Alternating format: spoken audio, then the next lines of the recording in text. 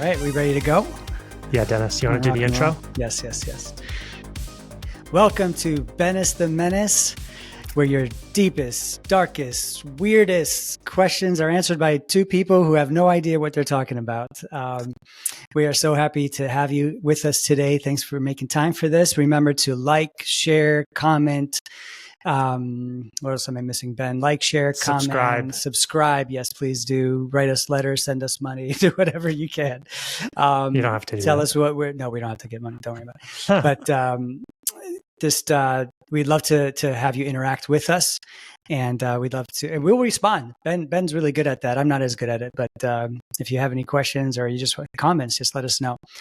Today, I am super excited, but I don't know if I'm as excited as Ben is, just because he is. I'm sweating. I can tell from here. We have a very special guest on the podcast today, Dr. Hugh Ross. Let's give him an intro again. Welcome, Mr. Dr. Ross. And I'm going to just, if you don't mind, I'm just going to read a brief bio that I have on you, because I want to tell people who you are, because we are blessed to have you today. I know I am personally blessed. Mr. Dr. Ross, I would just say, there is an astrophysicist, which is a word that I've been trying to practice today, because I'm not very good at saying that. An astrophysicist. I said it even worse the second time. Yeah, you did. Founder, senior scholar, and former president of Reasons to Believe, which I have a lot of questions on that. He holds a degree in physics from the University of British Columbia and a PhD in astronomy from the University of Toronto. His books, which he's written, include Why the Universe is the Way It Is, Improbable Planet, and Designed to the Core, which sounds really interesting. Dr. Ross has spoken on hundreds of university campuses, as well as at conferences and churches around the world. And now he's arrived. He has made it to the big time here on Bennis the Menace. Yeah, exactly. This is it. You've made it. You've arrived. This is it. After today, you don't have to do anything else, and life will be great. Thank you so much for being here. I would like to just dive in and ask you some personal questions, if you don't mind. First of all, you said you were in Southern California, right? Yeah. That's where your headquarters are for Reasons to Believe. Can you explain a little bit of that? I'm curious what that is. Well, it's an organization I founded 38 years ago that's based on how God has revealed himself through two trustworthy books, the book of nature and the book of scripture. So we do, as our scientific team looks at the latest discoveries in the book of nature to bring people to the book of scripture into a relationship with Jesus Christ. We use science as a tool to bring people to the gospel. I love that. My goodness. Yeah, that's great. So are you more like a resource group, like people can get literature from you, or is it, do people sign up and take classes, or how does that work? All of the above. I mean, we do have something called Reasons Institute, where people can take like 20 different courses from us online. They can get credit for those courses at a graduate or undergraduate level. It's their choice. Oh, wow. There are more assignments if you do it at a graduate level. And, we're busy writing books. I'm working on my 23rd book right now. And these books are designed to be credible at the highest academic level, but to be understandable for people at, say, a grade 10 or 11 reading level. And we always give people links to the actual peer-reviewed scientific papers so they can check out our claims that we make for themselves. Our website, reasons.org, you'll find over 10,000 articles that we've written on different science-based topics. It's searchable. We have a YouTube channel, the Reasons to Believe YouTube channel, and there's thousands of video clips that you can watch. And again, you can search to find the ones that you like to do. We're busy engaging skeptics and unbelievers on university campuses. And you can watch a number of debates that I've done with atheist scientists. I'm so grateful that people like you exist, because for the most part, I want to say not everybody's super academically inclined or smart or educated, not to your level. So the biggest thing that people have against Christianity for the most part is that we're unscientific, quote unquote, right? Well, And then you come in and you're like, oh, we've got 10,000 articles, we've got hundreds of videos, we've got all the studies that we post, it's all peer reviewed, et cetera, et cetera. And it all points back to Jesus, the Bible, how it could be believed, and it actually lines up with the discoveries that are being made rather than contradicting it. Right. So I'm super grateful you exist. And that's how I found you. I found your videos online on YouTube. And I don't even know how we connected, I think through Twitter. And somehow you responded and decided to come on or agreed to come on. So I'm just so grateful. And I'm such a big fanboy. I just want to put that out there. I'm not alone. We've got over 200 doctoral level scholars in our scholar community in different disciplines. Wow, incredible. And we're training them to reach their peers for Christ.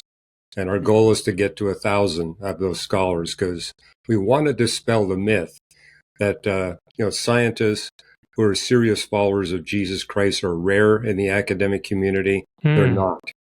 There's a lot of us. In fact, what I've discovered when I speak on university campuses, it's those universities that have the highest academic reputation where you're most likely to meet scientists who are serious followers of Jesus Christ. Really? Wow.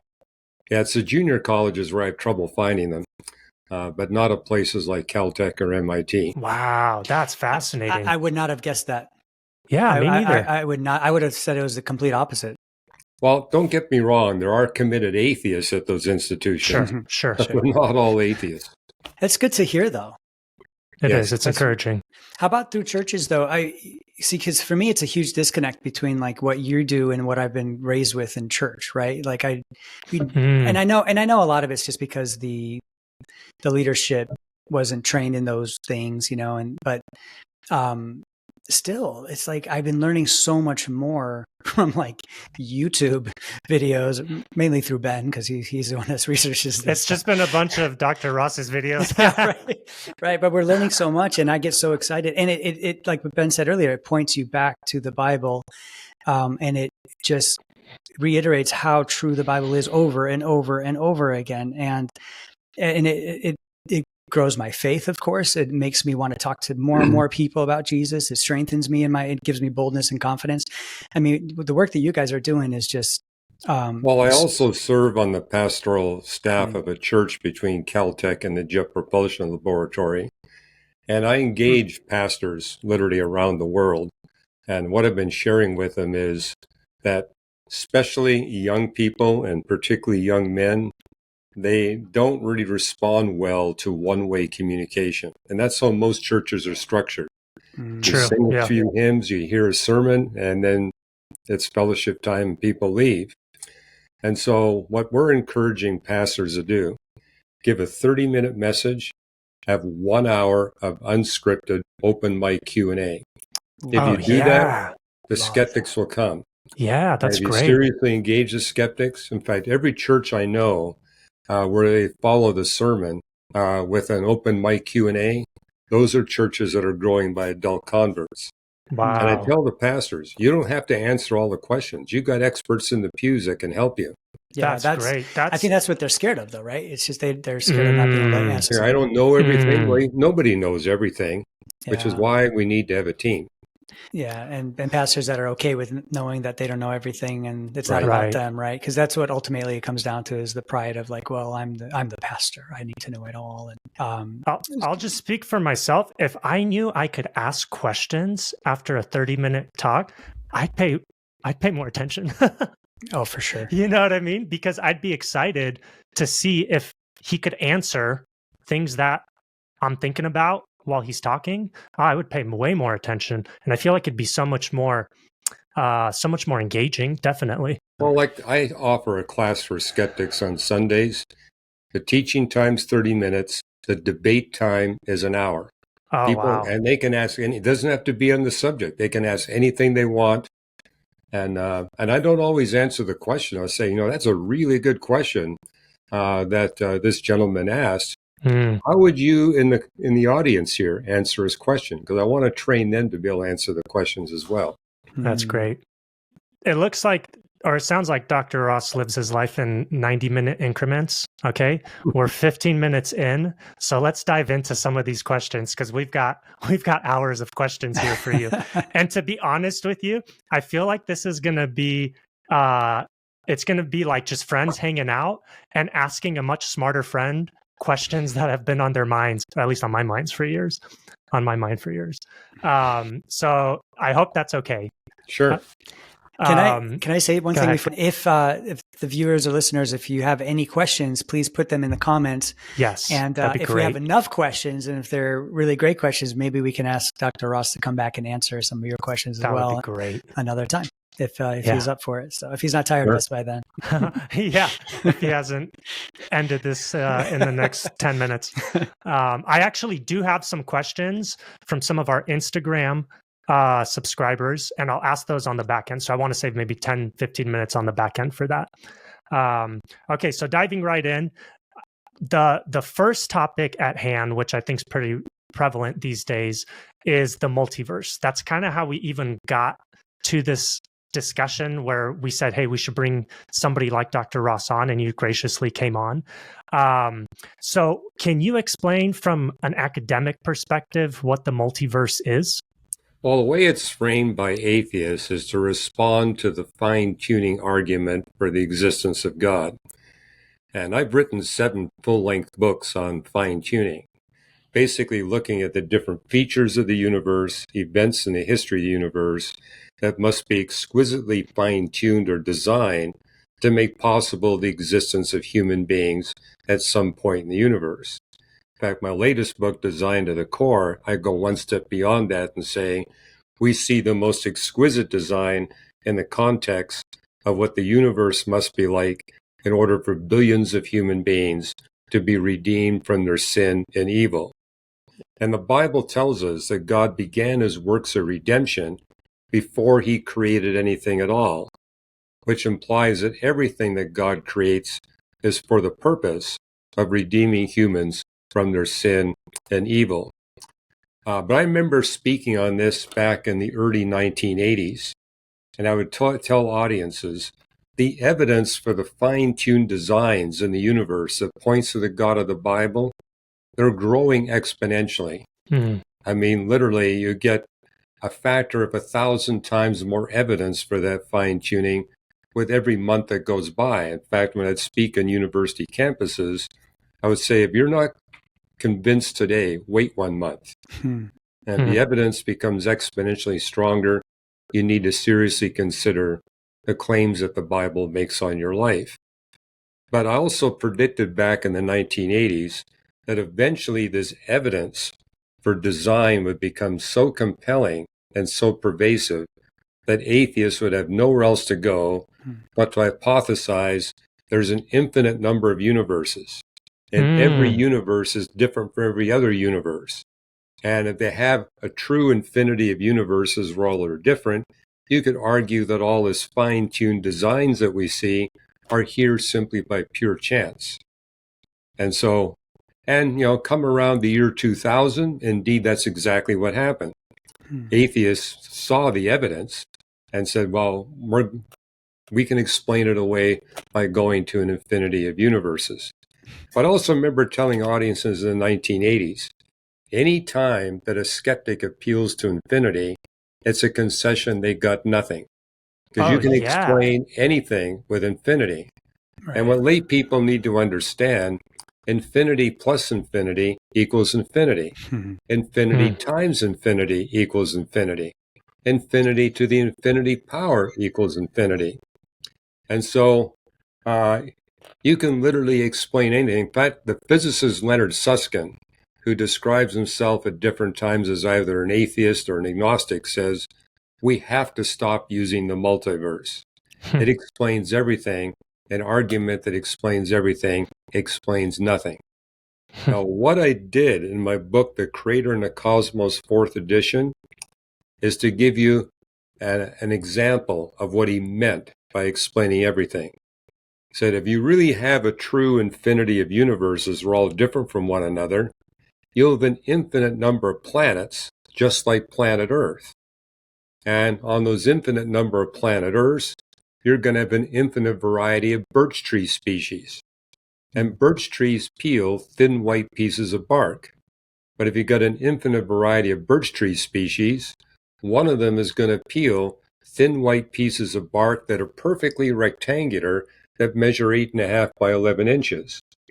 And these thin pieces of white birch bark will fall in soils with random chemicals in them that'll make random markings on those pieces of birch bark that will duplicate every paragraph, every equation, every photo image, every diagram, every table that has appeared in every scientific paper that's ever been published. Which means all those scientific research papers did not come from the minds of human scientists. The multiverse did it. Got it. And so if you're going to appeal to the multiverse to try to bypass the God of the Bible's designs, you're simultaneously eliminating all human designs. So you're basically exposing that an appeal to the multiverse is philosophically inconsistent. Got it. Okay. Wow, So I love that. Yeah, that's huge. So the multiverse is kind of, it's funny because when I talk to people who aren't religious or don't believe in Christianity, they say that our answers of, oh, God did it, is a cop-out. And it sounds like the multiverse is kind of the academic cop-out for when they don't have an answer for what they're actually seeing, the actual physical evidence in the universe. You're raising a really good point, because there's always gaps in our human knowledge and understanding of the natural realm. And so, yes, skeptics will say, well, we Christians are appealing to the God of the gaps. But they're appealing to the no God of the gaps. And so what we need to do is use the gaps as a testing tool. Okay, we all have gaps. We're never going to close all the gaps, but we're learning more. So do the gaps from a biblical theistic perspective get smaller as we learn more? Do they get less problematic? Do they get less numerous? Or do they get bigger and more numerous and more problematic? If they're getting bigger and more numerous and more problematic, that's strong evidence we got the wrong model. And I would argue if that was the case, I would have to seriously consider abandoning my Christian faith. But if it goes the other way, where the gaps get smaller, less numerous, and less problematic, that's strong evidence that the Christian faith indeed is a true description of reality. And so we need to use these gaps as a testing tool. Yeah, that's interesting. So would you say the multiverse, the theory of the multiverse, right? Because it's only theoretical. Has there been any actual evidence that the multiverse exists? Well, it was Albert Einstein that decades ago pointed out, once you got observers within a universe, physical observers within a universe, those observers will never be able to detect the existence of another possibly existing universe. So if God made 1,000, we'll only know about the one that we're in. But we do know from the inflationary hot Big Bang creation model that there are other space-time realms, because the inflation event that happened when the universe was 100 billionth of a trillionth of a trillionth of a second old, it basically creates these bubble space-time realms. But they're stillborn, except for the one we're in. Ours is the one that has exactly the right space-time characteristics that makes possible the existence of light. It's got the exact laws of physics we need that makes possible the existence of life. And moreover, as we look at the inflation event, we discover that that too must be fine-tuned to make life possible. If there's no inflation, you get no life. And the inflation has to be precisely designed to get the physical life we see. So even the inflation event is evidence for the God of the Bible. And then from a biblical perspective, we know that God created more than one realm, because we got a separate realm for the angels. They're not subject to our space-time dimensions. They're not subject to our laws of physics. And God has granted them the power to come into our realm and exit our realm. We human beings are constrained to the physical universe. So we're in a different category than the angels. Right. But God did make two distinct species of intelligent life. Right. Dennis. Are you hearing all of these things? This is right up our alley. This I'm is so excited right now. This is literally all we talk about, but we don't have anything to back any of it up. So well, you want to watch something fun? Back in 2008, the Skeptic Society had an international conference in which they brought all these scientists in promoting atheism. But at the end, they had me debate the particle physicist Victor Stenger. And our debate was focused on this fine-tuned evidence for design. And he said, well, if we're talking different laws of physics and different dimensions, you would get different fine-tuning. I says, yeah, I agree with you. You're talking about the angelic realm. And so it's basically saying you don't need all this fine-tuning if you've got different laws of physics. And so that's exactly what the Bible is talking about. But guess what? Their realm is fine-tuned, just like our realm is fine-tuned, but it's different fine-tuning. That's so interesting. Okay, hearing you say that their realm would also be fine-tuned or have some sort of laws in place, you always hear people ask, well, why is God doing it like that? Why isn't he doing it like this? Why are the angels only able to do this? Why are the fallen angels or the demons only able to do this? Because they too are operating within some sort of laws and confines. They're not just, they're not all powerful. They're not like God. They can't do whatever they want. They're also bound to something just like we are. Is that right? That's true. And, nice. Our future doesn't lie in the universe. Sense. I mean, we sing this hymn in church, this world is not my home. And what you see at the end of the Bible is that the moment that the full number of humans that God intends to redeem have been redeemed, the universe will have served its divine purpose. Wow. God will have no need for it. He's going to replace it with a brand new realm. And that was the theme of my book, Why the Universe is the Way It Is. We need a universe with thermodynamics, electromagnetism, and gravity, because those are crucial tools for the efficient eradication and removal of evil and suffering. But once evil and suffering no longer exist, we don't need gravity anymore. We don't need thermodynamics. Jeez. We don't need electromagnetism. And look at the promise we see in the last two chapters of the Bible. There's going to be no decay and no death in the new creation. Well, guess what? If you've got thermodynamics, you're going to have death and decay. But with sin no longer a problem, evil no longer a problem, we don't need a universe with thermodynamics. So gravity was a result of sin? Well, God begins his works of redemption before he created anything at all. God knew what would happen when he created human beings. So ahead of time, he designed the universe with just the right space-time dimensions and laws of physics. Dennis, he's talking my language. Adam sinned in the Garden of Eden, everything would be in place for an efficient, rapid removal and eradication of evil and suffering.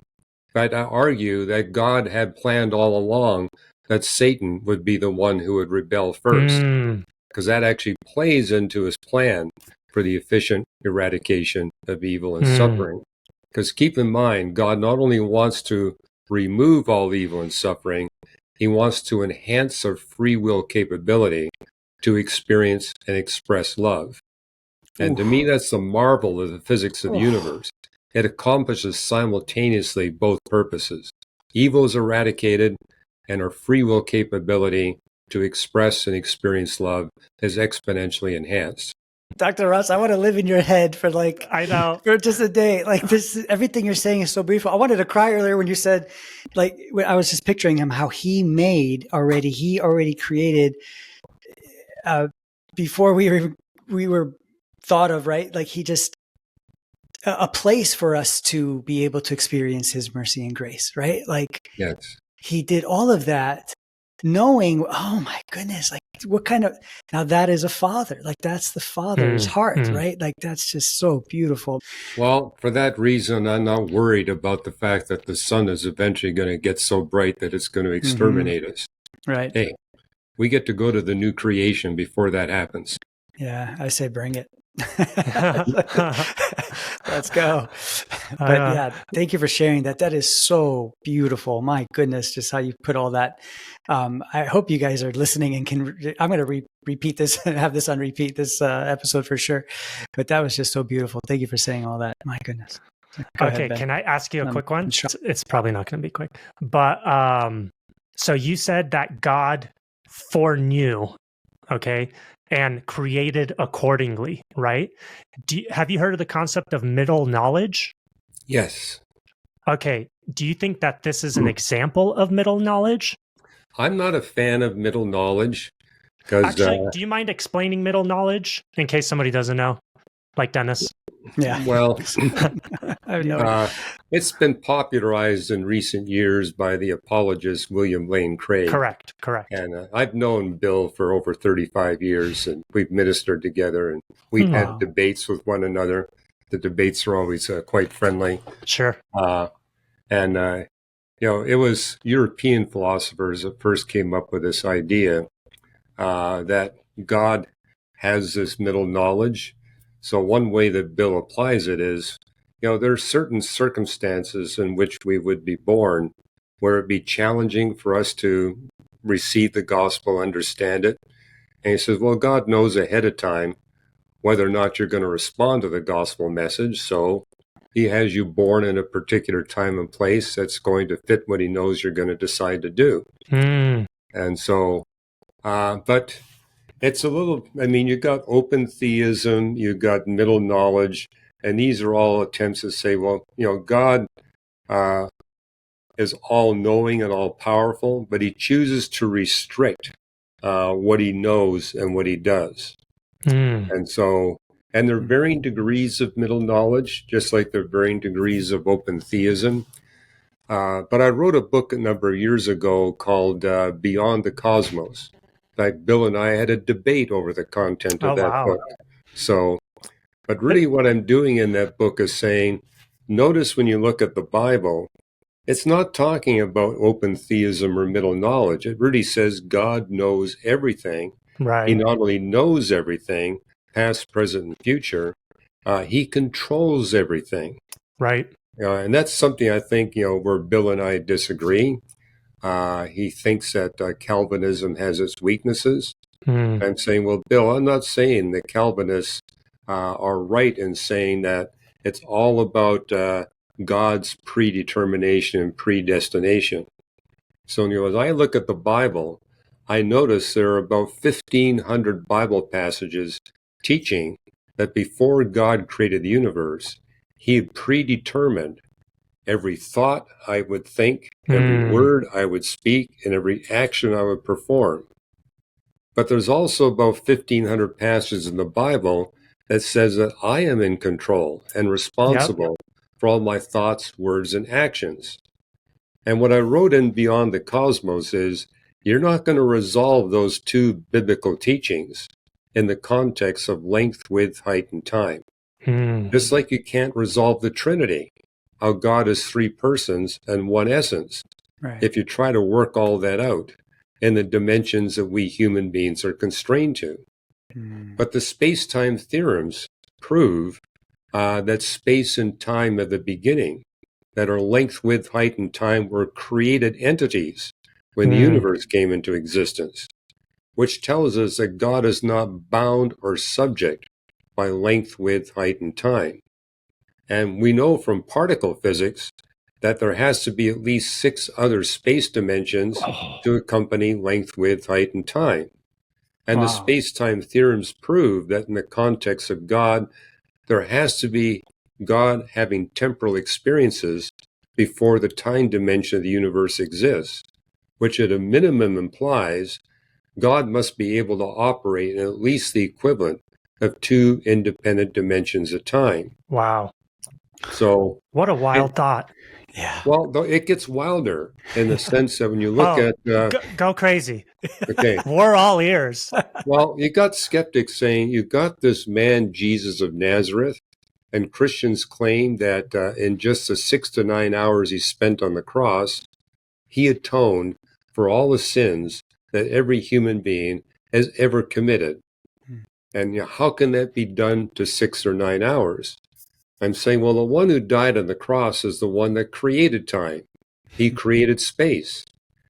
So, for example, we could imagine that, yes, it's 6 to 9 hours in our time dimension, but could be infinitely long time in 2 and 3 other dimensions of time. Right. And so I can easily imagine how in 6 to 9 hours, Jesus could suffer for all of eternity on 100 billion parallel lines of time that are infinitely long. And that could all be squished into 6 to 9 hours of our time.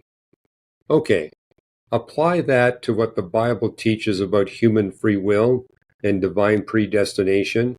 What I did in Beyond the Cosmos is say, here are 3 ways. If we allow God to be as big as what the physics tells us he must be at a minimum, where you can have both human free will and divine predestination simultaneously operating. And from a biblical perspective, we know it must be that way because there's 8 individual verses in the Bible that teach both doctrines in the same verse, literally in the same sentence. So, and physics now tells us that this is not a contradiction, it's a resolvable paradox. And this is actually part of my conversion experience. I was not raised in a Christian home, but I began reading the Hindu Vedas, the Quran, the Buddhist commentaries, the Bible. What I noticed about the Bible that stood apart from the other books, it was the only holy book that described doctrines that can't be visualized within length, width, height, and time. Whereas all the other holy books, everything was taught from what we could visualize, which to me was evidence these other books are inventions by human beings. Whereas the Bible must have come from a being that transcends length, width, height, and time. And so that was actually part of the evidence that persuaded me the Bible is the inspired, inerrant Word of God. Because notice, no other holy book teaches the doctrine of the Trinity. Right. No other holy book says it's simultaneously human free will and divine predestination. Right. No other holy book describes heaven and hell in terms that are impossible to conceive of in length, width, height, and time. So that was a huge step in my becoming a Christian. Wow. And does any other, sorry to interrupt, Dennis, does any other religion or holy book describe creation as coming out of nothing? Well, they do talk about the universe having a beginning, but what's unique to the Bible is that that beginning includes the space-time dimensions of the universe. That's what's unique to the Bible. You'll do see a reference to it in the Quran, but keep in mind the Quran is a Bible-based religion. Correct. Yeah. So, I mean, it borrows a lot from the Old and New Testament. And so likewise, you see some of that in the Mormon writings too. But again, it's based on the Old and New Testament. Do the others holy books say that everything came from existing matter, or do they say that God created all of that existing matter in the very beginning? Well, what you see in Hinduism and most sects of Buddhism is that we live in a reincarnating universe. A universe that has a beginning, it flourishes, it dies, it has another beginning. I remember the universe itself? Yeah. If you want to know where the Hindu doctrine of reincarnation comes from, it's fundamentally based on the concept that the universe reincarnates. It goes through multiple beginnings. Oh, wow. I remember reading that in my teenage years and saying, there's something wrong with Hinduism because it gives you a number. It says there's 4.32 billion years between one cosmic beginning and the next cosmic beginning. And, even back in the 1960s, we knew that number had to be wrong. We also knew that the universe had an entropy measure that was at least 100 million times too great to permit any mechanism to rebound the universe. So, I wonder why they would use a number. That makes no sense to me. Or how they arrive at that number in particular. Or how they arrived at, But what I'm seeing from when I'm hearing you, it's how beautiful it is to see the Holy Spirit teach you so, like, I read the Bible and I'm just like, huh? Like, Ben, what does this mean? And then you're reading the Bible and then, yeah, it's dangerous sometimes. But then and then you're reading the Bible, Dr. Ross, and you're like, oh, that, this is what I see in this, this is just the Holy Spirit working in you, and how he's imparting different wisdom to you and how he imparts it to different people, right? And different revelations. That's just so cool. I'm sorry. I'm just like all giddy about this. I started studying science when I was 7. I knew that astrophysics would be my future career since I was 8 years of age. And so when I came to the world's holy books, and by the way, I didn't pick up any of them until I became convinced that the universe has a beginning. I discovered that at age 16, and then I said, I want to find the cosmic beginner. And that's when I went through the world's holy books. But I was looking for something that would tell me it's compatible with what I see in the universe. And what I was seeing in the other religions were things that you could prove were incorrect. And I said, if this message is really from the one that created the universe, it's not going to have any errors or contradictions or mistakes in it. I was also impressed that the Bible was predicting future scientific discoveries and future historical events. I spent 18 months checking all those different statements to see if they could be proven wrong or if they were indeed correct. And I was discovering that I could not find any provable errors or contradictions in the Bible, and found over 100 places where it accurately predicted future scientific discoveries that told me this really is from the God that created the universe. Yeah, that's huge. I've always thought prediction and prophecy was probably the most significant evidence we have that this is from a God outside of time and space. Because how else can he say the beginning and the end and predict all of it if he exists in just a regular time-space dimension or whatever you want to call it?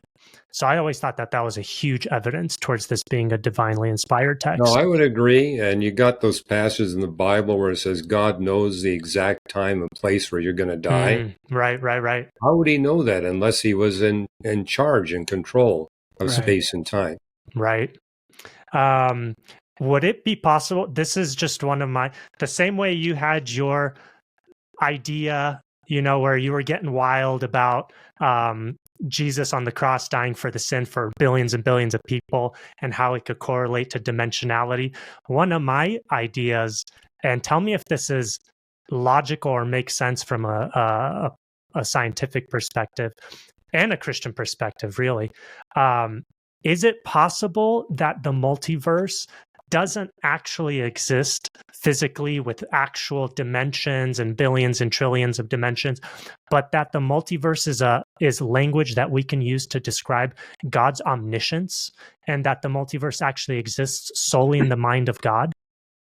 That's possible. I mean, the Bible doesn't tell us how many realms God has created. We do know about the angelic realm. We know about our realm. We know about the new creation. But what else is on God's creation calendar? We don't know. I don't think that there are other dimensions. Obviously, we know that there's dimensions as in the ones necessary to make life on Earth possible. But in terms of the multiverse doesn't necessarily is the multiverse necessary for life in 3D to happen? Because there could be life in other dimensions according to them, right? Yeah, there could be. But keep in mind, it's pure speculation. We can only make measurements in the universe that we're in. Right. And to make their models work independent of the God of the Bible, they were forced to appeal to infinity.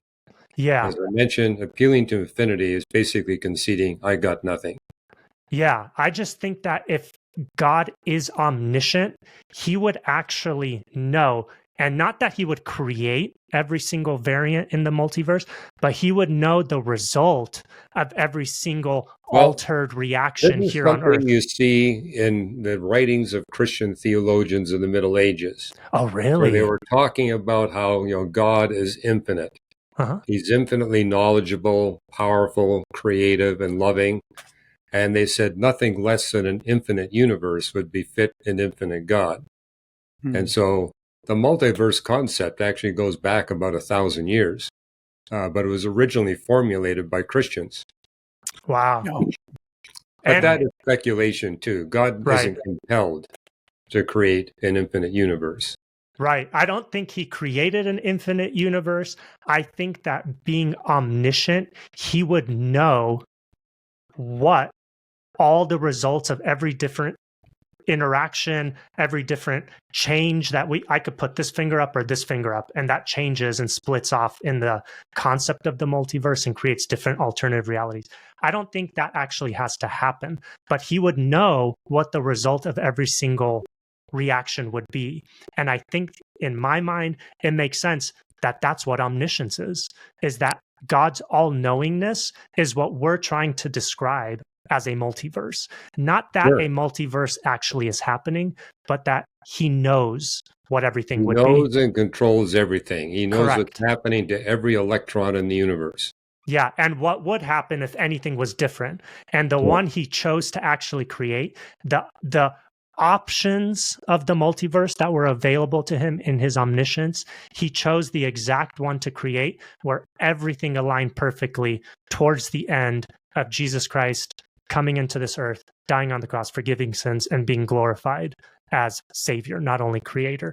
That's the route he created, because he obviously created things a certain way, right?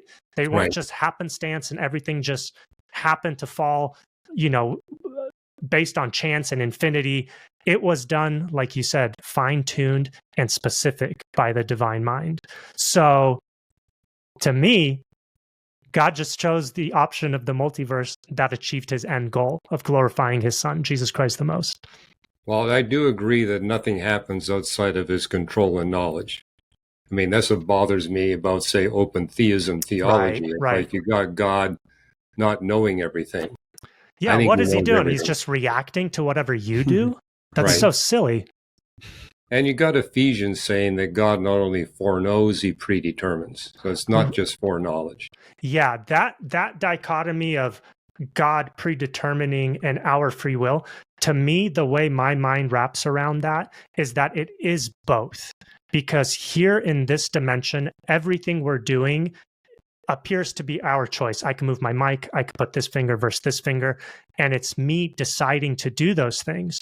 But from God's perspective, outside of time and space and dimensionality, it's him and his foreknowledge and his plan unfolding. So I've always seen it as both, just because of the way that the actual interdimensional, if you want to use that. I think there's a reason why we see a balanced teaching between human free will and divine predetermination in Scripture. So I mentioned about 1,500 passages for both. Split. Right. If all we focus on is human free will and we try to live the Christian life, it leads us down the path of legalism. And if all we focus on are the messages about God predetermining everything, then we wind up going down the path of license. And the Bible tells us we're to avoid both legalism and license. How do you do that? You want to keep in balance those two doctrines at every moment in your life. God's in control, but I'm responsible. If I can keep those two in balance, then I avoid slipping down into legalism or avoid slipping down into license. And I love what Paul and Peter say about this. It's hard work. It's not easy keeping those two in balance, but that's how we're to live the Christian life. Yeah, I remember that. I'm hearing this, and it's rocking my world a little bit, but I'm hearing this split down the middle, right? Like almost 1,500 this, 1,500 this way, right? And we're living this out every day. For me, it's just like when I'm hearing you speak about this, I almost want to just give up and just only focus on Jesus, right? Like it only points me to, more to Jesus and say, Jesus, like I know nothing, like I can't control anything. It's all about you. It's all for you. It's, and the Bible even speaks of that. But the more I contemplate these things, the more it just makes me want to surrender more to Jesus. in all of this. And I think because if you're right, if you get stuck in one way, you go down legalism, right? Or then you go down through license on the other way. And we've seen this happen in our own lives at different times of our lives, right? In our churches, in our children, and decisions that we've made, things like that, and desires that we wanted. But I almost it's almost so overwhelming that I just want to just give it all to Jesus and just say, hey, can you just handle it all? Can I just put my trust and I hope in you and not have to worry about this? I use the analogy of a tightrope. When you're walking a tightrope, you're in danger of falling off to the left or falling off to the right. But then you've got this long pole, which makes it so much easier to walk on the tightrope. Well, guess who that long pole is in your life? I'm going to guess it's Jesus. Ding, ding, ding. Yes. Dennis, hit the clap button. I'm just kidding. Okay. Thank you. This is so great. This is so deep. Can we go on another question? Oh, yeah. I mean, listen, I'm on question 10 of 46, but it's okay. Like I said, we're not going to get through this today. Okay, here's one that I've been talking to people online about, and people seem to find really intriguing, and I would love an expert perspective on this, especially a Christian one. What does it mean that the universe is not locally real? Not locally real. I mean, you're talking about, people have speculated, I think, because they've watched too many of those movies, The Matrix, that we're living in some kind of simulation. The universe isn't real. And it's like, I'm an astronomer. We know the universe is real. You hear that, Dennis? Well, this one, Dr. Ross, this one in particular has to do with one of the Nobel, if not the latest Nobel Prize that was given out, I believe in physics. And the conclusion of the three scientists that received the prize was that the universe isn't locally real, or it has non-locality or something along those lines. Yeah, that's at the quantum level. And yes, that was the last Nobel Prize in physics. The quantum complexity that's out there. And but what's interesting is, if you look at the universe on a large scale perspective, everything is highly determinate. At the quantum level, you got these uncertainties. And it's through those uncertainties that you get things like quantum entanglement, which is what they gave the Nobel Prize for. But it's like, if you don't have quantum mechanics, you can't have life. And even the uncertainty in quantum mechanics has to be fine-tuned. I mean, it's interesting. A theoretical physicist was at a famous conference of theoretical physics, but right next door they were having a conference on nutrition. He walked into the wrong lecture hall, but as he sat there, he realized, I had no idea that there are actual proteins in our bodies that work like transistors. And if the quantum uncertainty is too big or too small, those proteins in our body will not function, and there'll be no life in the universe. And so even the uncertainty in quantum mechanics has to be fine-tuned. Wow. I mean, there was this famous debate between Albert Einstein and Niels Bohr. Does God play with dice? Because in quantum mechanics, you got these dice outcomes where weird things can happen, like quantum entanglement. And what we now know is, yes, God does play with dice, but he very carefully designs the dice to get exactly the outcomes he wants. I love that. And, if you put together enough quantum events, the uncertainty disappears. The uncertainty only exists at the quantum level. But if you didn't have that uncertainty, you couldn't have stable atoms or stable molecules, and there'd be no possibility for life. So yes, we have to live in a quantum world, and it looks weird, but it only looks weird when we're looking at individual particles. Once you put 1,000 particles together, all those uncertainties average out, and you get high. It's kind of like what you see at a casino. If you get enough people playing and waging their money at a casino, the casino operators know exactly how much money they're going to make. They only run into trouble if they only have a few customers. If you only got a few customers, one of those customers could, quote, get lucky and bankrupt the casino. But if you've got 10,000 people waging their money, it's guaranteed exactly how much money you're going to earn. Whoa. So much so the accountants say, well, how many people you got coming to your casino? Once they find out, they said, well, this is how we can plan your finances. Because it's all going to average out if we got enough individuals playing. That's wild. Now that's my language now. Now I understand what you're talking about. Dennis loves playing Texas Hold'em. Yeah, there's no uncertainties there. Well, yeah, right. I was going to ask, are the uncertainties just uncertain because we can't see it or we don't have the knowledge for it? But I think you kind of answered that question now. Well, this has been a major debate amongst physicists. Right. I mean, can we humans actually control what's happening at the uncertainty level?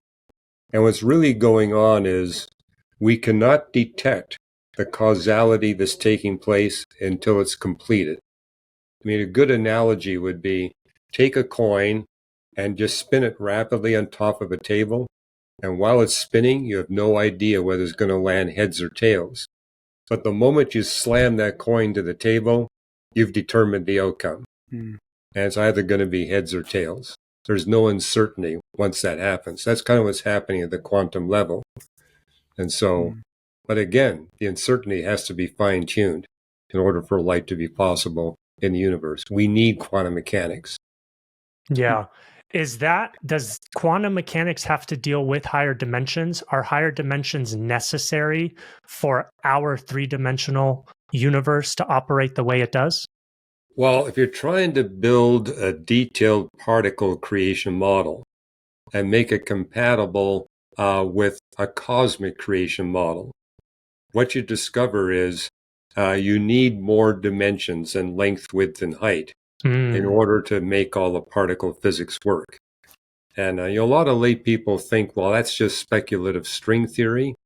String theory is one of multiple particle physics models that take advantage of these 6 tiny space dimensions to give you an idea what's going on. And this is because, in order to get life, the cosmic creation model has got to be consistent with the particle creation model. And here's how we make it consistent. God creates the universe with 1 dimension at time and 9 dimensions of space. All 9 dimensions rapidly expand from the cosmic creation event. But as it expands, the universe cools down, and it reaches a temperature where the unified force becomes 2 forces. You get the force of gravity and the strong electroweak force. And when that happens, 6 of the 9 dimensions stop expanding.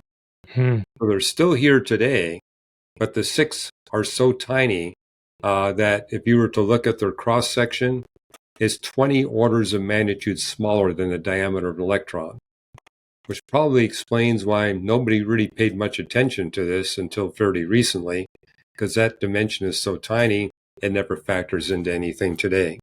But it did play a crucial role when the universe was only a 10 millionth of a trillionth of a trillionth of a trillionth of a second old. Okay, on the Big Bang topic, is matter? I might have asked this a little bit earlier, but we could go into it a bit more. Is matter eternal, or where did the matter come from? I guess in the Big Bang hypothesis or theory, or now some might say, I guess it's proven, right, from some people's perspective that there was a Big Bang. But where did that initial matter come from?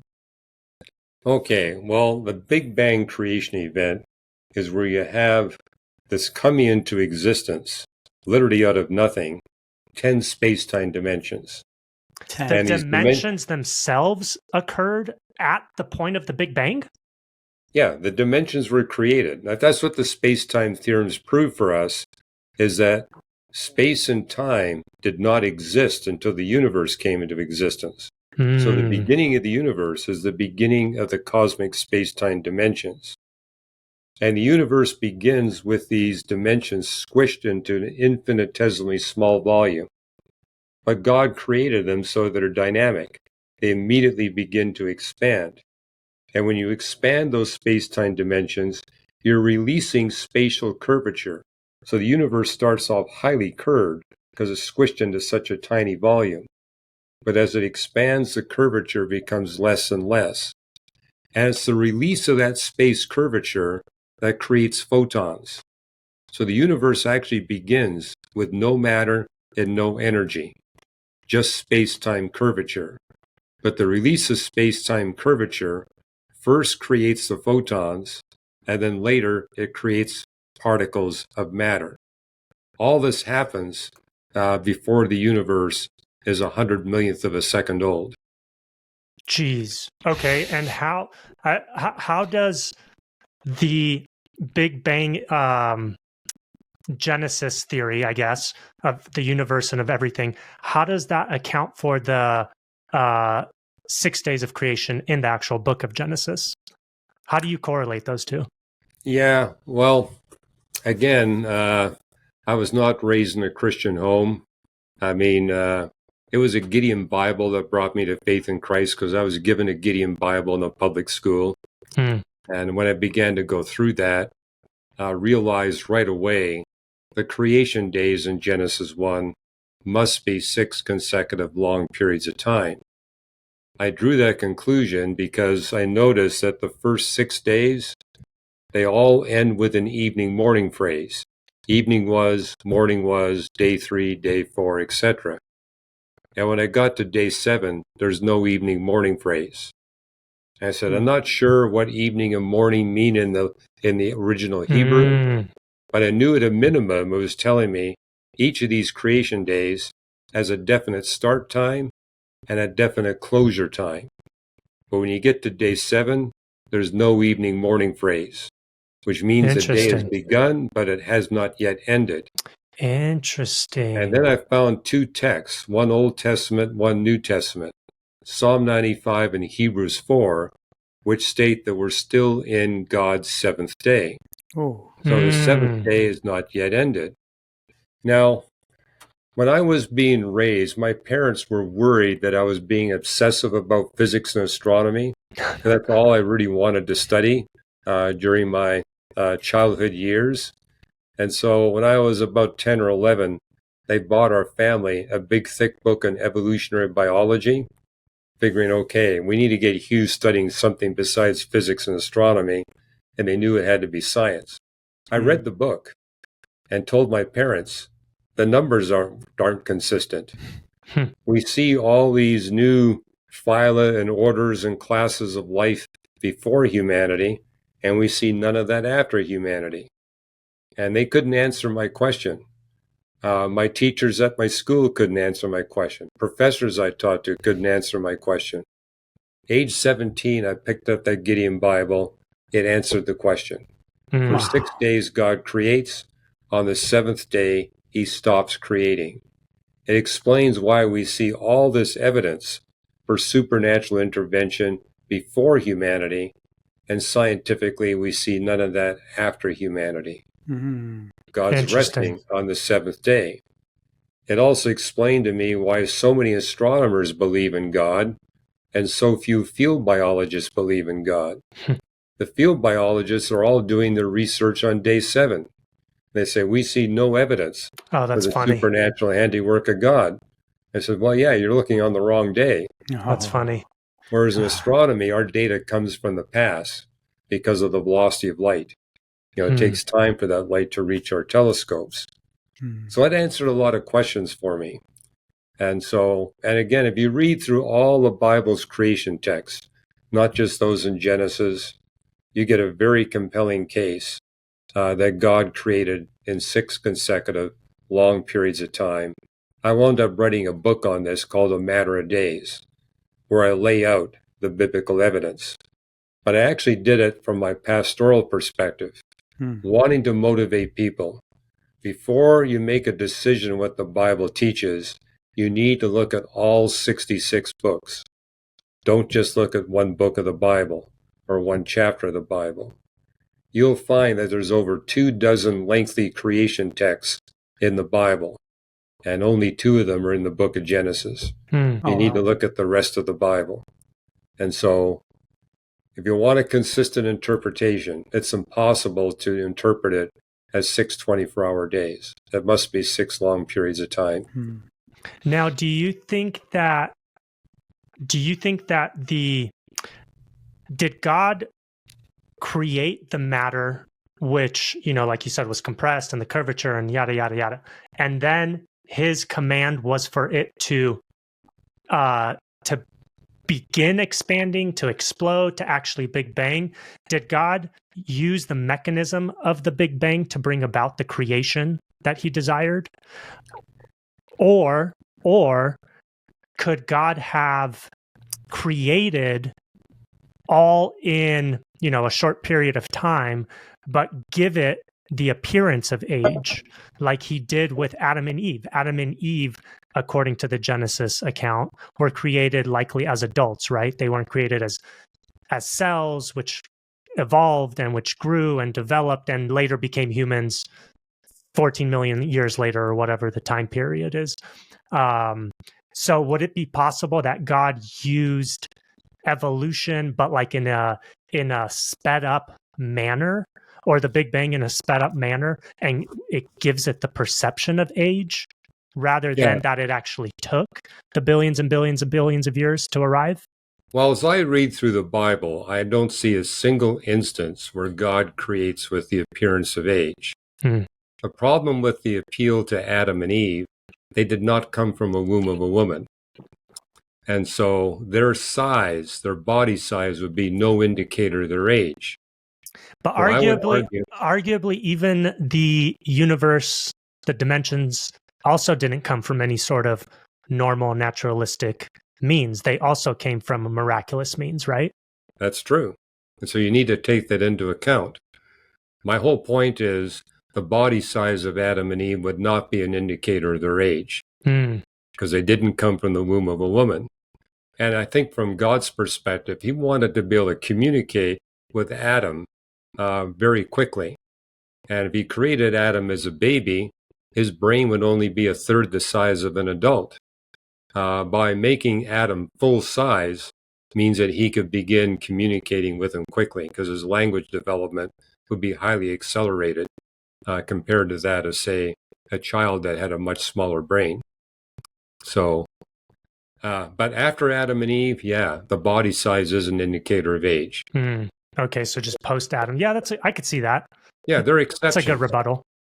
And so, 8 times in the Bible, it tells us it's impossible for God to lie or deceive, which means he's not going to make something that's young appear to be old. If it's young, it will measure to be young. And the thing we notice about the universe is that we're able to look at stars that are just a few light years away.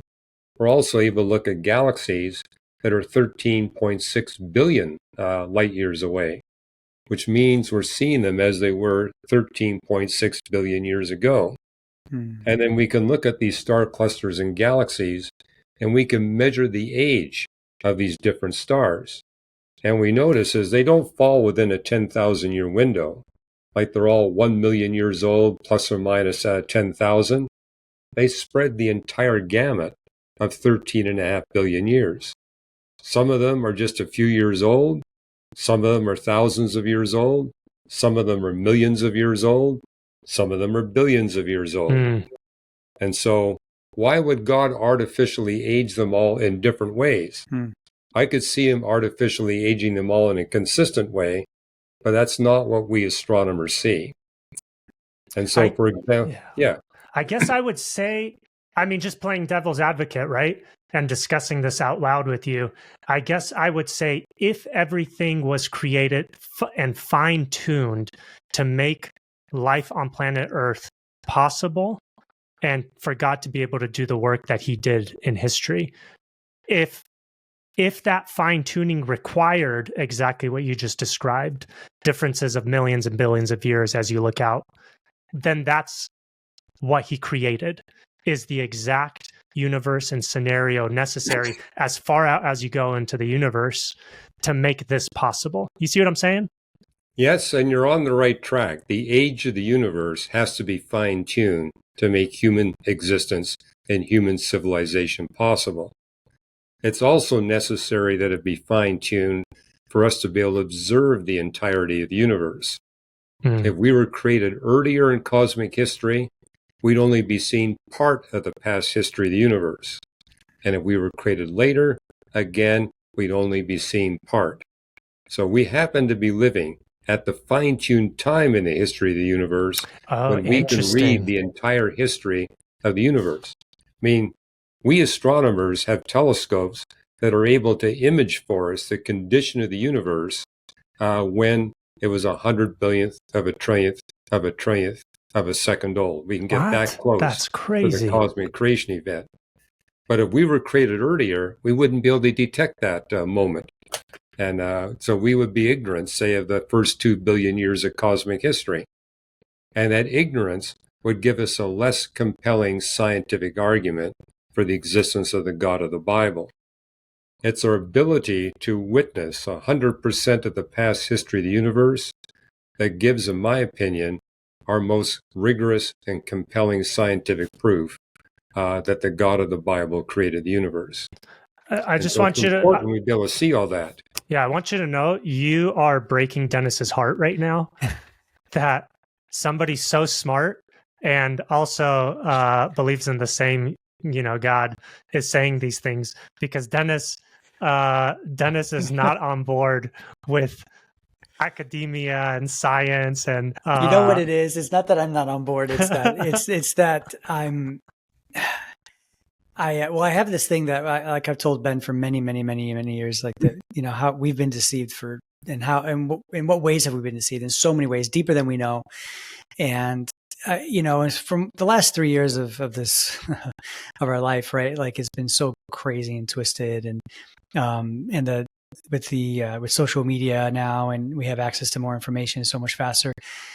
I'm learning, I'm seeing things, I'm hearing things, reading different things, and it's just making me question more and more, like, why do they put like 3 billion and it's not 8 billion? Like, why are they calling it these? And I know that you guys have tools of measure, and I get that. I guess I just don't trust enough in the man-made. And the man, really. Yeah, I just don't trust it. But from what I'm hearing today, you're breaking my heart a little bit, but from what I'm hearing today is that it just shows how wondrous God is to me, and how big he is, and how majestic he is. I do have a personal question for you, Dr. Ross, if you wouldn't mind answering this, but like you said, you were 17 when you read the Gideon Bible? Yes. Since then, because you're probably right around 35, 40 right now or so. Yeah, a little older than that. that's like a book a year that he wrote. Right. No kidding. I just read those 3 books, and the biography, and then you're like, you said 23 or 28 books you read. And I'm like, oh my goodness. Okay. So, in this time frame, has there been a time in your life when you fell out of belief, or when you doubted? Yeah, started to really doubt because I'm just going to ask you that question, and No, I think doubts are part of human experience. And for me personally, as a Christian, the doubts are very faith affirming, in the sense when I run into a scriptural doubt, or doubt about what I see being revealed in science, I say, okay, this isn't fitting what I think I know to understand to be true. And so I dig into that, and I discover, well, wait a minute, this is how it can be resolved. And so I get that resolved. That strengthens my faith. But also what I notice in the resolution of that doubt, I discover 2 or 3 more doubts I didn't even know I had. But the doubts are at a lower level of problem for me. And so the problems are always there. The doubts are always there. But the fact that the level of the doubts in terms of threatening my Christian belief are getting progressively lower and lower and lower actually is very faith affirming. Yeah, I have to realize there will always be doubts. There will always be uncertainties. It's what happens to those uncertainties and doubts as we research them that tells us whether we're on the pathway to truth. Thank you for that. And do you find yourself, when you are faced with a new doubt, does it push you to do more research? Or yes, definitely. Okay. So I see, because for me, when I hear that, and that's what I thought your answer would be, the doubt is just another question for you. See, I think doubt for a lot of people, it makes them give up, right? Or it makes them So go for on it. me, a doubt is exciting. Wow, Right, here's right. something I don't know and understand. I need to Yeah. dive into this and see what's going on here. I mean, I'm writing an article right now that's based on a claim in a research paper. Hey, we think we have found a chemical signature of life on another planet. So I read the paper and said, oh, I see where they're coming from. They found this interesting chemical that on Earth only can come from plants, and therefore they think this is a signature for life on this planet. But as I read the paper, I said, the host star's got the wrong characteristics for life. The planet has a mass that's way too high. There's lots of reasons why we know that planet is not a candidate. But it took me reading the paper to figure that all out. And so, but when I saw the claim on the internet, I said, wow, this is something I need to dive into. This could be really interesting. And this may be strength affirming. So I'm actually writing an article because a lot of people ask me, hey, this is shaking me up. What do you think? And I said, well, okay, here's what's really going on. So is it just a false claim? Well, the astronomers who wrote the paper were very upfront saying, we think we detected this chemical in the atmosphere of the star, but it's not at a 5 sigma level. So we can't claim that we've made a positive detection. It's a possible detection. And they were very conservative in what they said in the paper, very different from what I saw on the internet. Where was this found? Tell people, Where was this found? Well, it's not gone through the peer review process yet, but it's been submitted to the Astrophysical Journal. And as I read through the paper, I said, there's nothing wrong with what I see in the paper. So I think where do they claim they found this? Well, it's in a star that's about 100 light years away, a planet orbiting the star. It's what they call a sub-Neptune. It's a planet about 8 times the mass of our planet Earth. And do they actually have a sample of it, or are they saying they perceive it, or they're theorizing that it's there because of what they see? James Webb Space Telescope to get a spectral measurement of the atmosphere, and they were looking for molecules in the atmosphere of this planet, and and again they were upfront saying, well, we found this dimethyl sulfide, which if this is a valid discovery would be a signature for life, or at least a high possibility for life, but we don't find any ammonia. We don't find any hydrogen cyanide. And so other chemicals that should be there, this is really a life signature, are missing. And then as I looked up the data on the host star, it says it's a very low mass star. We already know low mass stars are not candidates to host planets in which life exists on them. I've written numerous articles explaining why. The planet's 8 times the mass of our planet Earth, which means it's got a really thick atmosphere. So they're claiming it's got a hydrogen gas atmosphere, and maybe it's a liquid water ocean below that. Well, if they're right, the amount of water would be enormous. And if you got a huge amount of water on a planet, you actually get ice forming at the bottom of the ocean. It doesn't happen on Earth because our oceans are not that deep. But once you get past 100-kilometer deep oceans, the pressure at the bottom of that water freezes the water, which means you're going to have a barrier between the liquid water and the rock. If you've got a barrier between the liquid water and the rock, you've got no possibility for life chemistry. So that is and that's just one of many things that's actually in the paper that tells me this is not a candidate for life. And so, but I think it's making a good point, because astronomers are looking for these biosignatures, and you really don't have a biosignature unless you've got all the biosignatures, which is a point they were making. Hey, we see this one molecule, maybe. Again, they were very careful in saying, this is a possible discovery. It's not definitive. Most astronomers think that the evidence is not going to stand up. So Go ahead. Sorry to interrupt. No, I'm just saying where I think they've made a major contribution is that as we look for signs of life on other planets, we can't count on just one biosignature. We need multiple biosignatures. We should ask for all the biosignatures that we see here on Earth before we jump to the conclusion and make a claim that we have found something.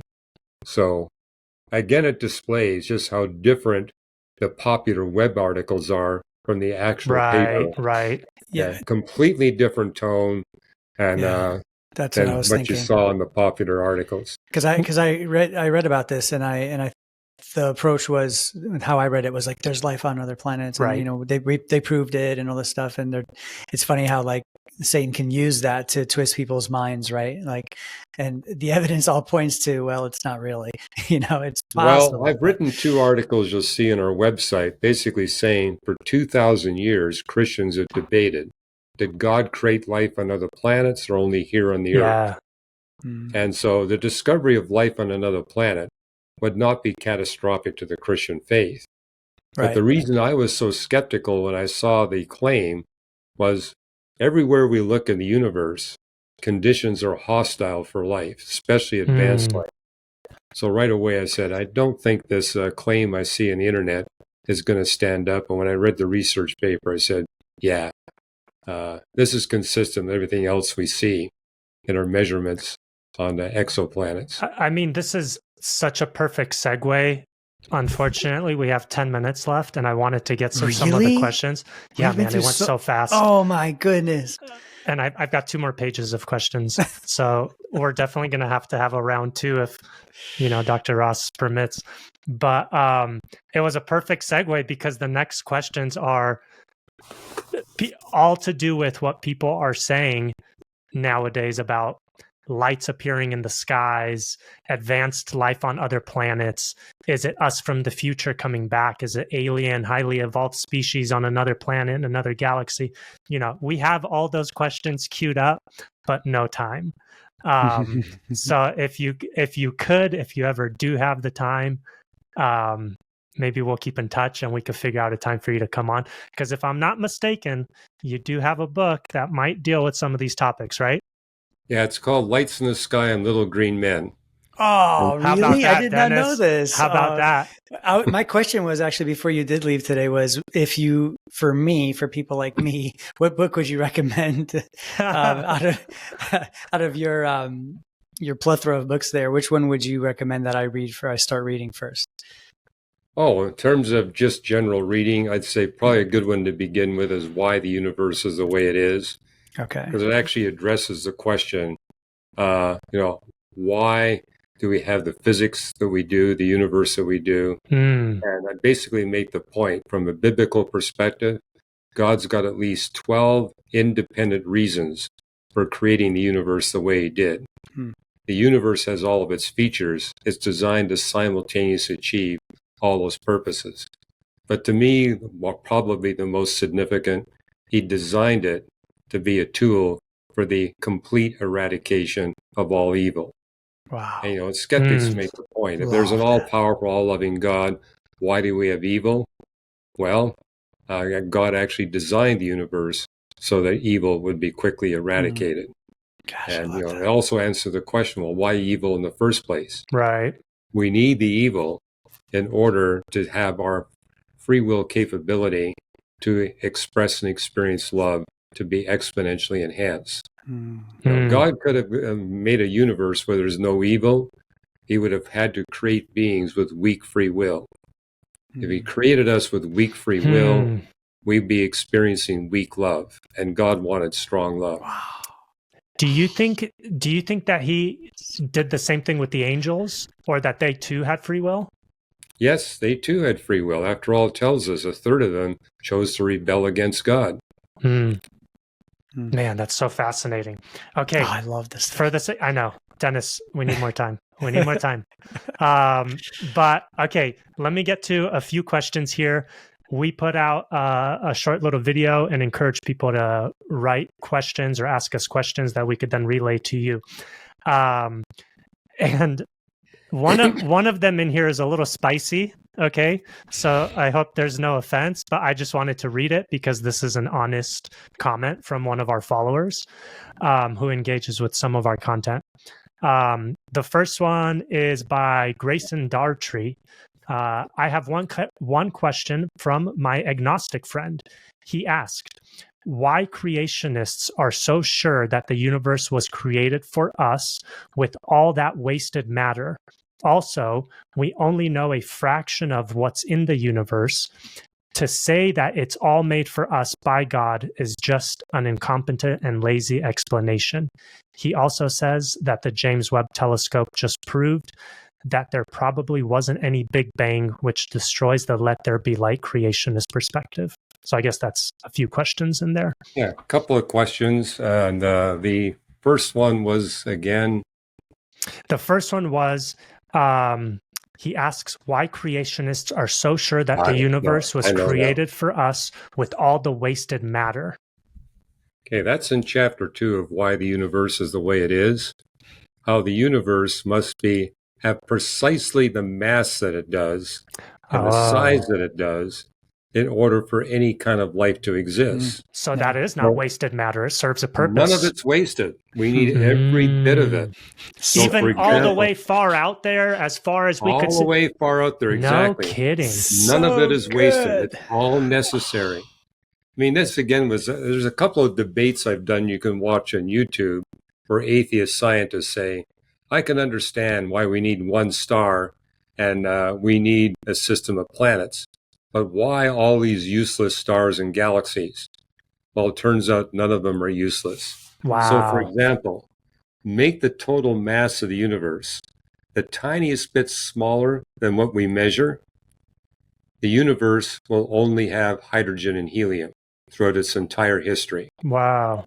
Which would make passing a chemistry class easy, but there would be no chemists. I never could pass chemistry, so maybe I would have.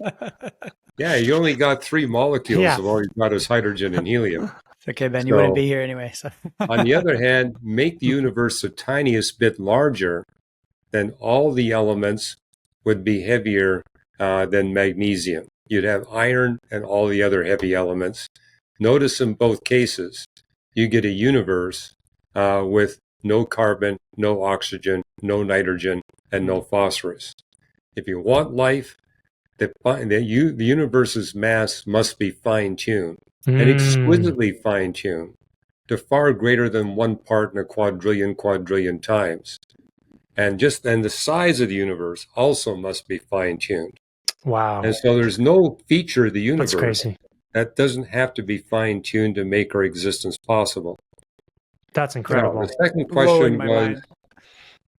What was the second question? The second question. Okay, so there you go, agnostic friend of this guy. Make sure you listen to that back and pay close attention. Mm-hmm. The second question to this was, he also says that the James Webb Telescope just proved that there probably wasn't any Big Bang, which destroys the let there be light creation. I'm not familiar with this statement that the James Webb Telescope proved that there probably wasn't a Big Bang. Yeah, you'll see several articles at reasons.org where I respond to those claims. And again, I'm telling people, you got to be careful when you see popular articles on the internet. Yeah. What is he referring to? Well, a lot of people have said, look at these astronomers claiming, hey, the James Webb Space Telescope is finding galaxies earlier than what the Big Bang model predicted. And they're bigger and brighter than what the Big Bang model predicted. Well, the truth is the Big Bang creation model predicts that in the early universe, these big, bright galaxies will be rare. But guess what? They're the easiest ones to detect. We shouldn't be surprised that they're the first faraway galaxies we found. And it's basically, I told people, wait for the James Webb to take deep exposure images. Well, 2 of them have already been published. And what they reveal is that the ratio of small, faint galaxies to big, bright ones in the early universe is about 5,000 to 1, which is what the Big Bang creation model predicts. So it's the exact opposite. The James Webb Space Telescope is giving us a stronger case for the Big Bang creation model than what we had before that telescope was put into action. And it's deja vu for me because I'm old enough to remember when astronomers found the first quasars. and they were saying, this isn't fitting the Big Bang model. The quasars that we're seeing are too bright and too close. If it's Big Bang, they should be rare. Well, again, they're the easiest ones to find. Now that we found over 1 million quasars, we realize, yes, indeed, most quasars are far away and not that bright. And so it fits the Big Bang creation model. Okay, awesome. Wow. The next one comes from, again, this one's a little spicy, so take it with a grain of salt. David King, PVD, says, it's arrogant to think the whole universe exists just to make life on Earth possible.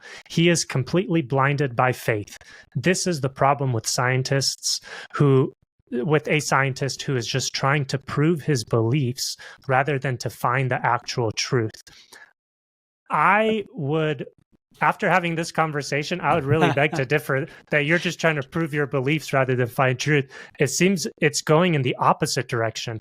Everything you're seeing in space and in the galaxies and in the universe, everything is proving your faith. Everything is proving what you have been reading in the Bible all these years and about fine-tuning and about to Creator. Give an example, I write a blog called Today's New Reason to Believe. I don't bring it out every day because I don't have the time, but I bring about an article out every week. And it's always based on some research paper published in the scientific literature. If I had the time, I could write 10 articles like that every day. Wow. As so many research papers are being published that are giving us a stronger case for the Christian faith. And so, the revelation from the book of nature every day is making a stronger case. It's a message you see in Psalms and in Job, that the more we learn about nature, the more evidence we'll uncover for the supernatural handiwork of God. And the 21st century has been the most potent century of all, and confirming what you see there in Job and in Psalms. But also realize I was not raised in a Christian home, and my initial approach was, can I prove the Bible wrong? Can I prove the Christian faith incorrect? Because if I can, I'm going to pay no attention to Christianity. And so I came to the Christian faith as a skeptic, but it's my skepticism that brought me to faith in Jesus Christ. And I continue to take a skeptical approach. I mean, if you want, you can watch on YouTube a debate between me and the British chemist Peter Atkins. If you're a chemistry student, you've probably read one of his textbooks. He's written 9 textbooks in chemistry. But he's a committed atheist, and you can watch the debate for free on YouTube. And the core of the debate is, Hugh, what would it take for you to abandon your Christian faith and become an atheist? And likewise to Peter Atkins, what would it take scientifically for you to abandon your atheism and embrace Christianity? And so I was very forthcoming in saying, if we can prove the universe didn't have a beginning, that would be catastrophic to my Christian faith. Sure. If we can prove there's no fine-tuning that's needed to make our existence possible, that would be catastrophic to my Christian faith. And if we could prove that we human beings are no different than the other animals, that would be catastrophic to my Christian faith. Or if we can prove that Jesus of Nazareth did not rise bodily from the dead, that would be catastrophic to my Christian faith. You can watch the debate. The last 10 minutes are the most dramatic. I can't wait.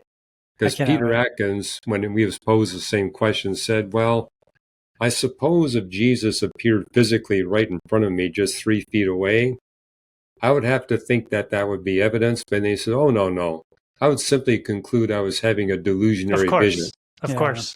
So he basically ended the debate by saying, there's nothing whatsoever in science that would ever dissuade me from atheism and embrace Christianity.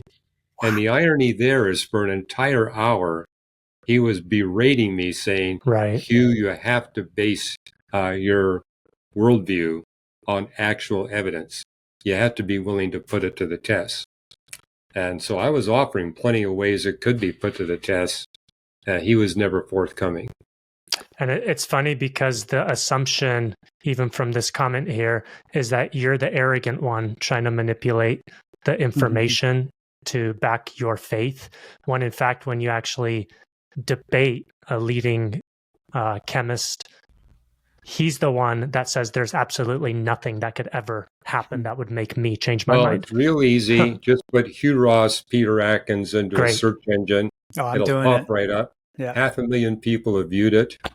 And I think just the body language tells you volumes of what's going on in that debate. That's great. Okay. We'll add that link to this video. Yeah, great idea. In our bio. Do you have time for one more? One more question? Sure, one more. Okay, one more. Last one. Downhill shortboarding says, I love that all of science hinges on one miracle. Scientists based their whole career off of the fact that they need just one miracle. I'm assuming he's referring to the Big Bang, everything from nothing. And he's saying that is a miracle. That everything came from nothing. And similarly, we also, as Christians, this is my 2 cents, also say that everything came from nothing, but it was God that initiated that process. Whereas Big Bang naturalists, I guess you could call them, would say that the Big Bang happened based on what? What initiated it? How did it start? Where did it come from?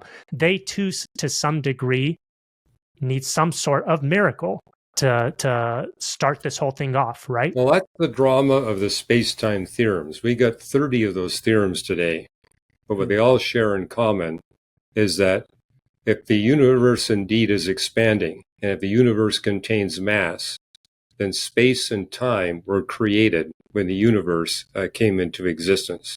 Space and time have a beginning, which implies there must be an agent outside of space and time that created our universe of matter, energy, space, and time. I would argue that's the biggest miracle that any scientist could ever uncover, the coming into existence of the entire physical universe. And you see this in the book of Hebrews, chapter 11, verse 3. The universe that we can detect did not come from that which we can detect. We can detect matter, energy, space, and time. The universe came from something beyond matter, energy, space, and time. That's what distinguishes the God of the Bible from, say, the gods of the Eastern religions, which simply operate within space and time. The God of the Bible operates independent of space and time. And do I guess naturalists, do they also say that everything came from outside space and time, or do they say that it had to have come and existed from within space and time? The most famous of these space-time theorems was composed by Alexander Vilenkin, Arvind Borde, and Alan Guth. And Alexander Vilenkin, who identifies himself as an agnostic, he wrote a book on this saying that cosmologists now must face the truth. There actually is a beginning to the universe. We can't escape that. And he says, and we can't escape the problem of a cosmic beginning. Well, the problem that poses is there must be an agent outside of space and time that created everything. And so the space-time theorems basically force everyone to accept that one big miracle must have happened. Oh, that's awesome. That's amazing. What a way to end. Okay. Dennis, did you have something else? Yeah, just Dr. Ross, where can we find you? What, again, any resources you want to share, anything you want to plug in right now? Are you speaking anywhere anytime soon that people can find you? Anything that you'd like to share? Yeah, they can look at the events page at reasons.org. Okay. And you can get free chapters of 8 of my books at reasons.org/Ross. So if people want to get a free chapter, reasons.org/Ross. Do you have any audiobooks by any chance? We have audiobooks. Okay, yes. Good. That's what I need. And we got audiobooks, we got ebooks, we got print books. That's great. Hooked on phonics didn't really work for Dennis. He's still in the listening phase. I need a Hugh Ross collection for dummies. Hey, thank you so much. This was so incredible. I can't believe how quickly this time has gone. You're just you've boosted my faith today. and made me realize how much more beautiful and extravagant God is, and how wise He is, and how dumb I am. But I loved it, and we would love to have you back again if you can definitely make time. I know you're a busy man, but we'd love to see you again. And if you have viewers, listeners, if you have more questions, please, we could try to get this going again, and we'll do more user kind of questions, viewer questions. And I think that he'd be ready to tackle them. And thank you again from the bottom of my heart for joining us. I was blessed today for sure. Yeah, it's been my pleasure. Thank you. Much appreciated. Okay. All right. Thank you, guys. Thank All right. Bye. Take care. Now I can, yeah. Oh my goodness. That was incredible. Hey, that was incredible. I'm way dressed. better than I thought. I'm drenched. I couldn't even talk.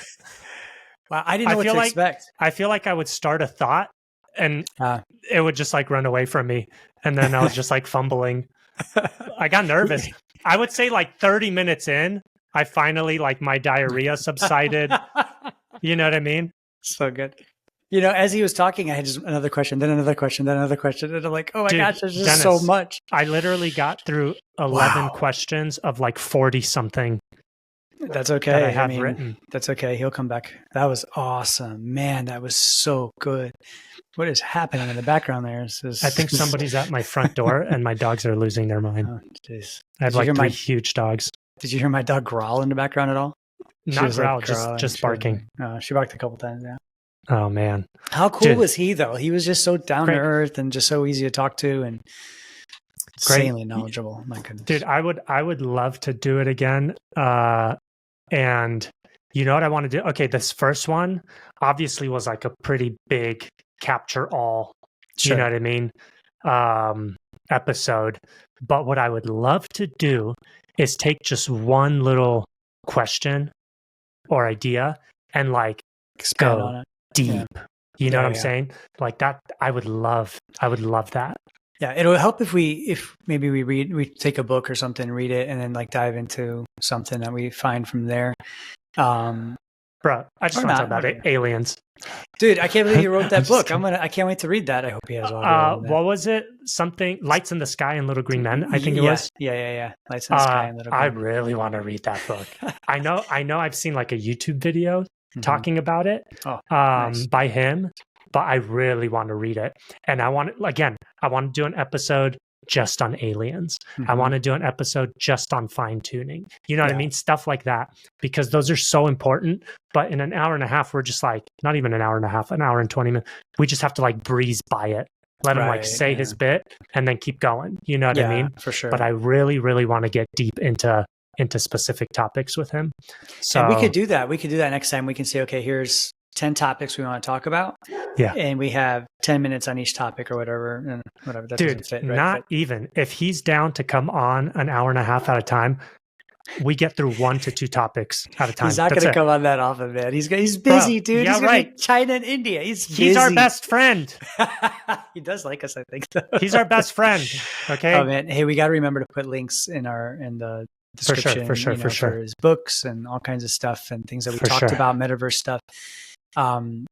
Do you have the email? Maybe you want to send like a thank you to him. Just thanks, for sure. That was so great, and we'd love to have you on again. And we'll talk to Melody or Melanie. I have so many questions. Man, how cool was that though? I had someone texted me today. They're like, "Dude, I can't wait for this episode." Like they're so excited.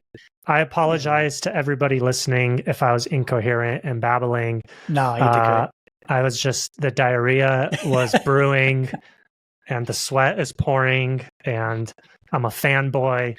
I usually don't get nervous, you know? I know you don't. You never do. But I don't know what happened. I think I'm the one that gets nervous more, but I don't know. For me, it's so much of this stuff is way over my head, but like I can, as he's talking it through, like I'm picturing, I'm imagining, I'm thinking about things. I'm like, that makes so much sense. I need charts. I need graphs. I need to get deep. You know? Yeah, you're definitely. I have that picture in my mind of that one from Sunny Philadelphia. Yeah. With Charlie. Yeah, so good, so good. Dude, there was definitely some times where I wanted to like push back and like pry and go deeper. You know what I mean? Even with like the Adam and Eve one, I could have kept going, you know? Yeah, we had to. It was good that we didn't, though. I think it was best to like to let him to go through questions, and we kept it more, you know. I think we'll do that as we go. We'll get deeper, or yeah. I mean, we'll see what the outcome out of this too. You know, see what the feedback is and what other questions we have. It's so cool that you have some user questions, or viewer questions. Oh man, I had a question for you, and I just lost now you're nervous. No, I'm not. I'm just kidding. My brain's just tired from everything that we talked about today. I was actually like, I was hearing him talk, and I'm like, oh my goodness! Like, imagine what's going through his mind when he reads the Bible. Like how he perceives these things. You know, I'll read it, and I'll have to like read it again and read it again, and read it again. I'm like, yeah, dude, I have no idea. Or sometimes I'll read something, and I'm like, God, I don't know what you're talking about. I'll come back to that. You know? Yeah, yeah, but for he's sure. just digging into this, and it's so cool, man. I just want to live in his world. I want to live in his brain. Dude, after hearing everything he was saying, that one comment or that one question one of the subs posted about like how arrogant, right? This is the problem with like a scientist like this that tries to make everything fit his faith, and it's like, bro, that couldn't be further from the truth. He sees what's out there, okay? And instead of just saying, it was just chance, instead of saying that, chance can't explain fine-tuning. Right. The fact that every single thing down to the freaking like quantum level has to be precise. Chance can't explain that. You know what I mean? That cannot happen. And that's why new theories are coming out, like the freaking multiverse, because now you're adding infinity to chance, because chance on its own in the third dimension doesn't give you what we see. You see what I'm saying? Right. So it's like, what else are you going to add? Like, it's very easy to prove everything we see with a creator as the source, you know? And there's nothing that disproves a creator. So there we are. We're back at the freaking beginning. You choose chance and infinity. We choose a creator. You can't disprove a creator. But there's nothing in this dimension that ever shows chance and infinity are even possible, like, or that even result in what we see. So it's a wash to me. It's both are based on faith when it comes down to it. It is. And he said that earlier, like the atheist that he spoke to at the end, the last 10 minutes, you know, and the guy's just like, well, even if he came 3 feet in front of me and Jesus showed up, like it'll be a hallucination or whatever. Stupid. What if like his wife's there and she's like, hey, I see him too, you idiot. Yeah. You know, I mean, they'll come up with something, but that just proves to you that it's man's rejection, right? Of the truth. It's, and the Bible talks about this, deep. Man. It talks very clearly about this. It says, you know, that the man resists God, right? It's man doing it. He doesn't send people to hell. People are going to hell because they choose it, you know, and it's so incredible. Man, I had so many questions for him that were popping up, but yeah. I wish we lived in the same city or something. I'd be like, hey, even if we did, we wouldn't have time. Yeah, true. But he's definitely busy, but it'll happen. I have faith. Hey, this happened. It came out of nowhere. This came out of nowhere, right? I mean, this is awesome. I know. And it came out of a rogue tweet. The Twitterverse. Yeah. Very cool, Ben. Great job, man. You did. I think you did great, man. I don't know. I feel uneasy about it. I feel bumbled. I don't think you should. I think that's. Sorry. Oh my gosh, that hurts my chest. No, not at all. I don't think there was anything. I think one time you spoke over him, or he was. I think you were speaking and he tried to chime in, and then you kept going for a while, like towards the beginning. But that was it. That was like the only time. First interview, and it was really early on, and you didn't do it again. But you were trying to get your thought out, and you've done that with Cam and me and even Ellie before. You're just trying to get your thought out, and so I think everyone actually does that. But and he was super chill, like super cool and easy to talk to, and open to everything. I don't even think you need a lot of editing. Oh, dude, I think this might be the easiest one thus far. I think you and I were both a little calm. Well, I was a little calmer than normal.